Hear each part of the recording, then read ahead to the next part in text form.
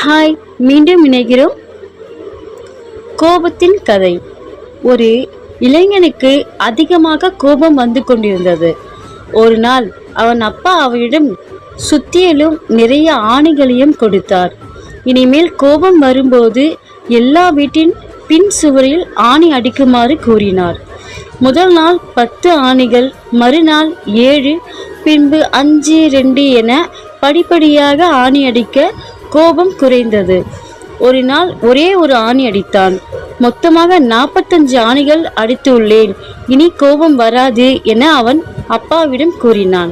இனிமேல் கோபம் வராத நாளில் ஒவ்வொரு ஆணியாக பிடுங்கிவிடு என்றார். 45 நாள் அடித்த ஆணிகளை பிடுங்கப்பட்டு விட்டன என பெருமையுடன் அப்பாவிடம் அழைத்து காட்டினான். உடனே அப்பா சொன்னார், ஆணிகளை பிடுங்கிவிட்டாய், சூட்டில் உள்ள ஓட்டைகளை என்ன செய்வாய்? உன் கோபம் அதுபோல் பலரை காயப்படுத்தியிருக்கும் அல்லவா? இந்த இளைஞன் வெக்கி தலை குனிந்தான். ஸோ நம்ம கோபம் வரும்போது அமைதியாக இருக்கிறது ரொம்ப நல்லது. தேங்க்யூ. நாங்கள் அஜய் பரி.